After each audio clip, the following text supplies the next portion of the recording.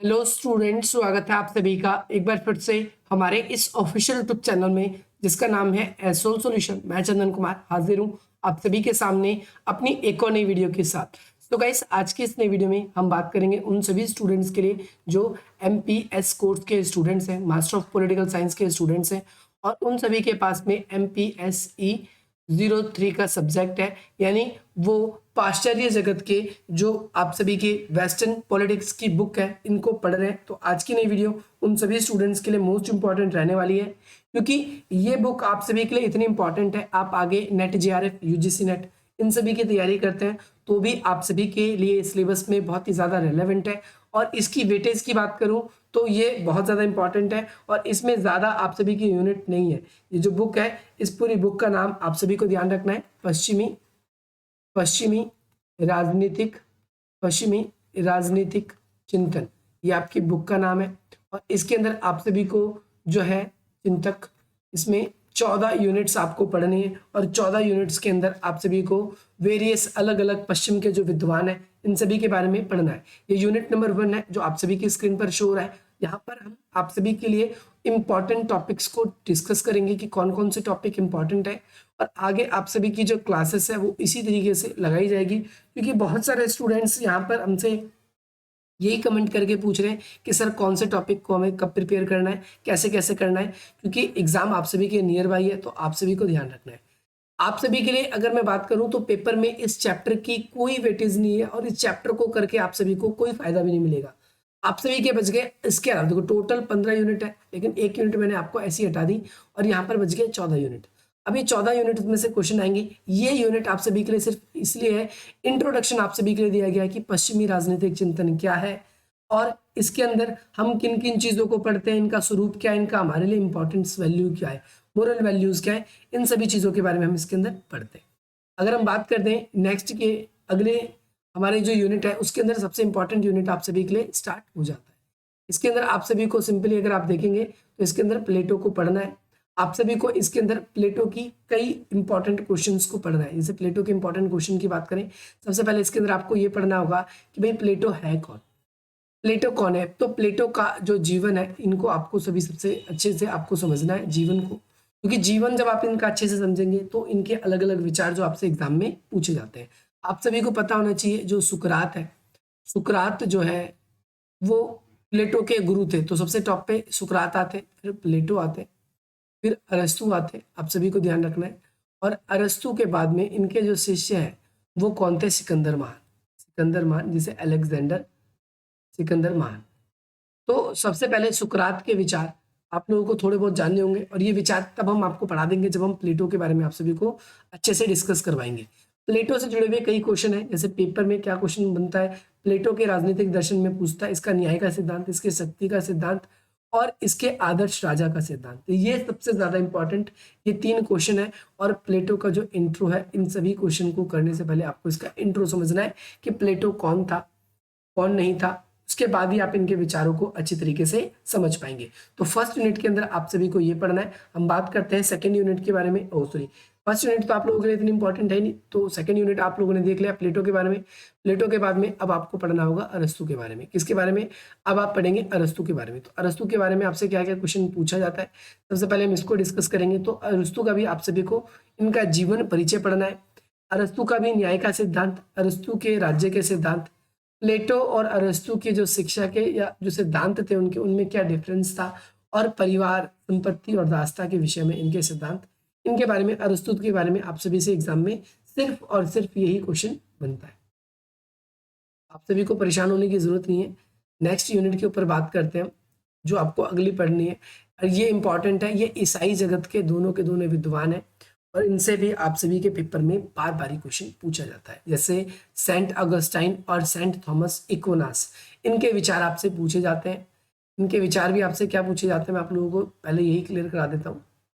सबसे पहले जो अगस्टाइन है, इनके बारे में इनके आपसे एक तो ये वाला क्वेश्चन ये जो 4 नंबर पे है, इनका आपसे पूछा जाएगा, इनके अनुसार न्याय क्या है।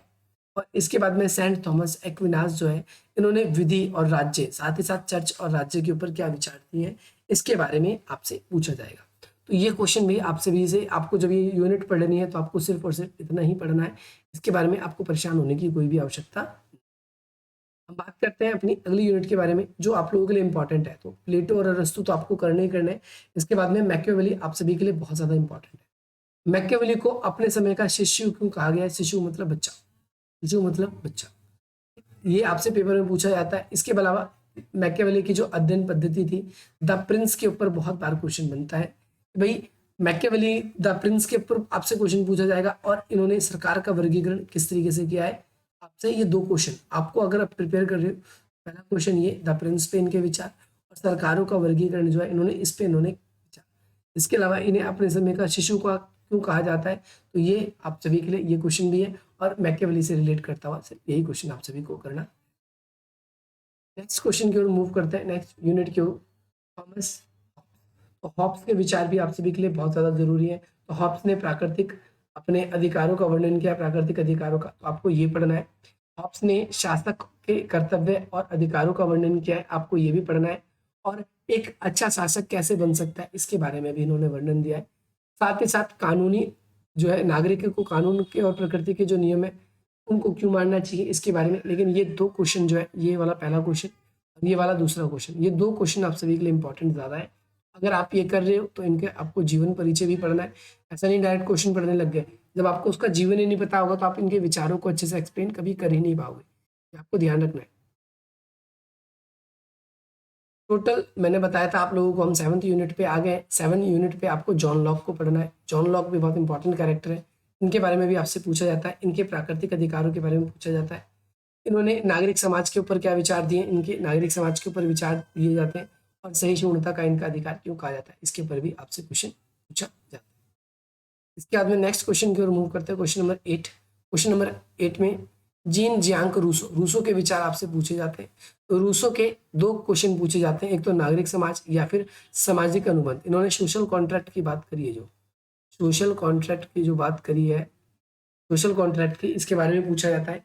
इसके अलावा रूसो का लास्ट ईयर सामान्य इच्छा का सिद्धांत, ये भी पूछा गया है। रूसो के असमानता के ऊपर विचार, ये भी पूछे जाते हैं। तो ये क्वेश्चन आप सभी के रूसो के ऊपर बनते हैं और ये क्वेश्चन भी आप सभी को जरूर करना है। नेक्स्ट क्वेश्चन की बात करते हैं। क्वेश्चन नंबर नेक्स्ट है आप सभी का जो आपसे पेपर में पूछा जाएगा, एडमबर्ग। एडमबर्ग का आप सभी को ध्यान रखना है, इनसे क्या पूछा जाता है। एडमबर्ग के लोकतंत्र और नागरिकता का सिद्धांत, फ्रांसीसी क्रांति की आलोचना इन्होंने कैसे करी है। इसके अलावा east India company British America का उपनिवेश जो है, और इन्होंने क्या किया, तर्क बुद्धि की सीमाएं बताई और प्राकृतिक अधिकार। ये क्वेश्चन पहला नंबर क्वेश्चन, दूसरा नंबर क्वेश्चन और तीसरा नंबर क्वेश्चन, ये क्वेश्चन आपसे भी से पूछा जाता है। अगले क्वेश्चन की बात कर लेते हैं।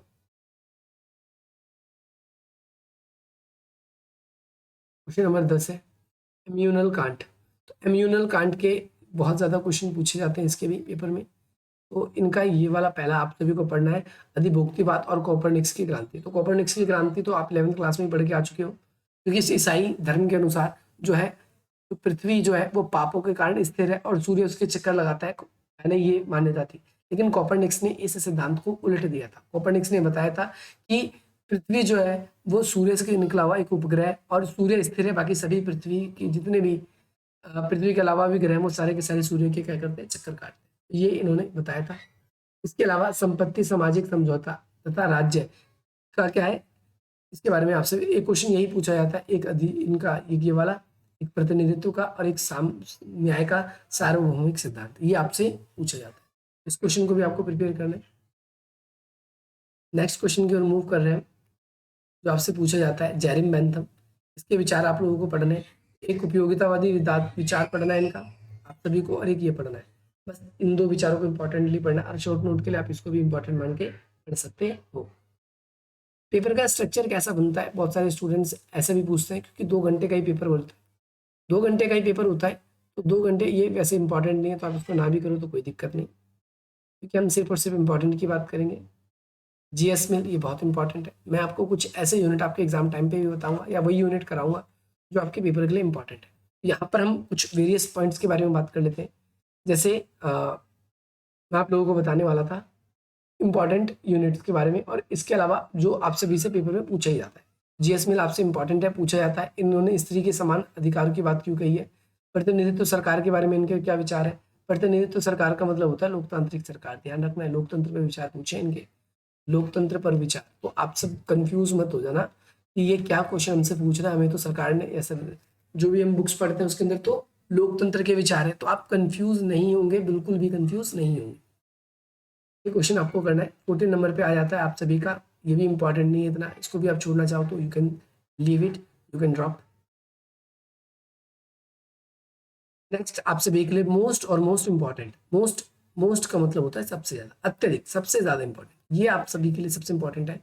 इससे अगर हम बात करें कार्ल मार्क्स से, तो इससे कई सारे क्वेश्चन बनते हैं। सबसे पहला, सबसे फेवरेट क्वेश्चन इग्नू का, सबसे पहला क्वेश्चन इसके है अधिशेष मूल्य का, सरप्लस वैल्यू का सिद्धांत। दूसरा है अलगाववाद का सिद्धांत, ऐतिहासिक भौतिकवाद का सिद्धांत, समाजवाद का मार्गदर्शन, और शॉर्ट नोट के लिए सामाजिक वर्ग की तानाशाही, वर्ग संघर्ष के सिद्धांत को भी पूछा गया है। तो ये कुछ क्वेश्चन है आप सभी के लिए, ध्यान रखना है। ये क्वेश्चन इस यूनिट से आप सभी के एग्जाम में बनेंगे, और आपको क्या क्या इंपॉर्टेंटली पढ़ना है आपने ये सब भी देख लिया।